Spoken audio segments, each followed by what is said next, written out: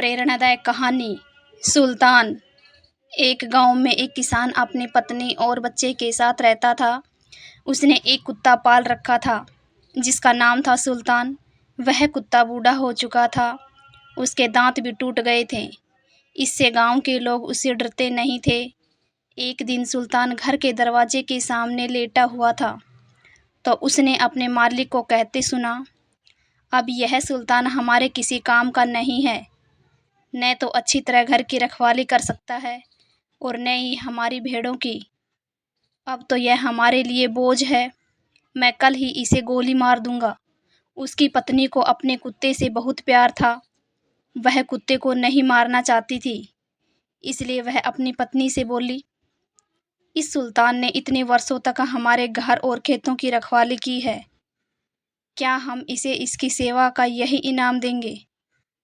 ईश्वर ने हमें सब कुछ दिया है, हम इसे 2 वक्त की रोटी तो दे ही सकते हैं। पर किसान अपनी पत्नी की बात से सहमत नहीं था। वह सुल्तान की जगह एक नया कुत्ता लाना चाहता था, इसलिए वह उस कुत्ते से पीछा छुड़ाना चाहता था। वह बोला, तू मूर्ख है, इस कुत्ते से अच्छी तरह घर और खेतों की रखवाली नहीं होती। अब यह हमारे काम का नहीं है। जब यह किसी काम का नहीं है तो इसे बेकार पालने से क्या लाभ?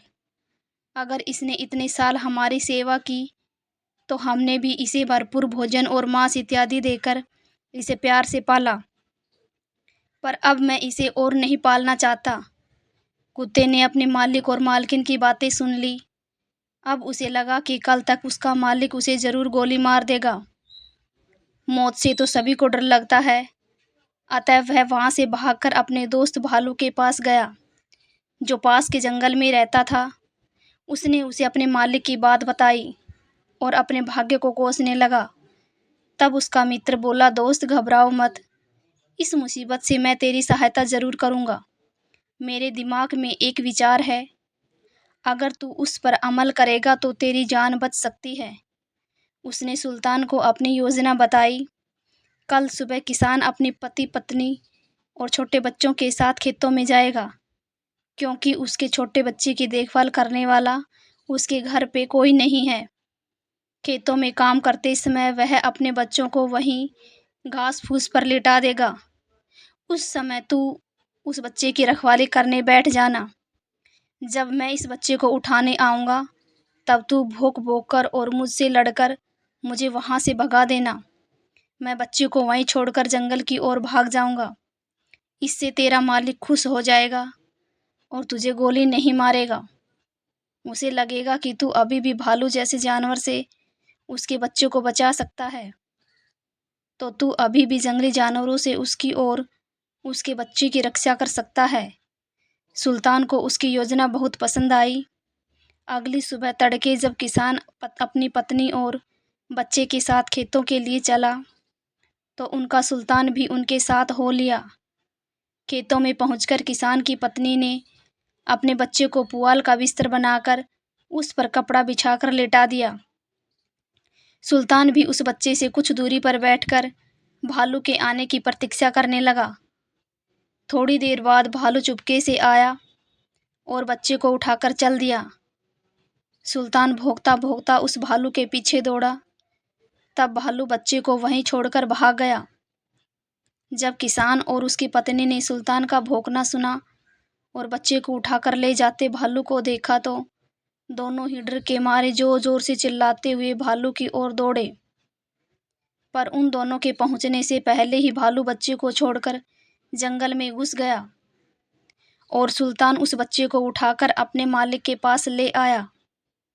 किसान बच्चे को ठीक ठाक देखकर बहुत खुश हुआ और सुल्तान को बहुत प्यार किया, क्योंकि सुल्तान की वजह से ही उसके बच्चे की जान बची थी।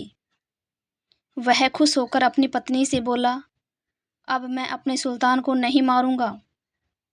आज इसी ने हमारे बच्चे की जान बचाई है।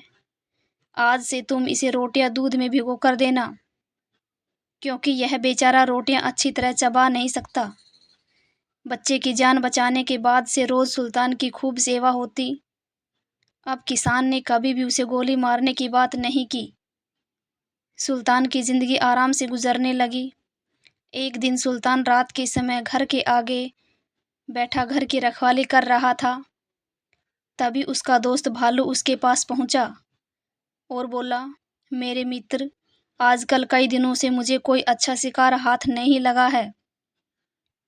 क्या मैं तुम्हारे मालिक की एक तगड़ी सी भेड़ को उठाकर ले जाऊं? मैंने मुसीबत में तुम्हारी सहायता की थी, अब मेरी मुसीबत में तुम मेरी सहायता करो। सुल्तान बोला, यह नहीं हो सकता। तुम मेरे सामने मेरे मालिक की भेड़ उठाकर नहीं ले जा सकते। मैं अपने मालिक का नुकसान नहीं होने दूंगा।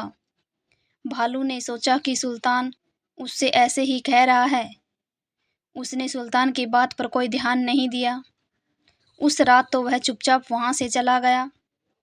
पर अगली रात वह जैसे ही भेड़ों के नजदीक पहुंचा, सुल्तान ने जोर जोर से भौंकना शुरू कर दिया। सुल्तान का भौंकना सुनकर किसान और उसकी पत्नी बाहर आए तो भालू को अपनी जान बचाकर वहां से भागना पड़ा। भालू को सुल्तान पर बहुत गुस्सा आया। उसने सोचा कि सुल्तान ने उसके साथ गद्दारी की है, अब सुल्तान से इसका बदला लेना ही पड़ेगा, क्योंकि जब तक सुल्तान जिंदा रहेगा वह किसान की भेड़ें कभी नहीं चुराने देगा। कुछ दिनों बाद भालू अपने साथ एक और भालू को लेकर एक अंधेरी रात में किसान के घर पहुंचा। सुल्तान ने जब भालू के आने की आहट सुनी तो भौंकना शुरू कर दिया, पर जब तक उसका मालिक उसका भौंकना सुनकर बाहर निकलता तब तक दोनों भालुओं ने मिलकर सुल्तान को मार डाला। इस प्रकार वफादार सुल्तान ने अपनी जान दे दी, पर अपने मालिक का नुकसान नहीं होने दिया। कहानी को अंत तक सुनने के लिए आप सभी का बहुत बहुत धन्यवाद। आशा करती हूँ कि आपको ये कहानी पसंद आई होगी। अगर आपको ये कहानी पसंद आई है तो चैनल को सब्सक्राइब करना, वीडियो को लाइक करना और ज़्यादा से ज़्यादा शेयर करना। धन्यवाद दोस्तों।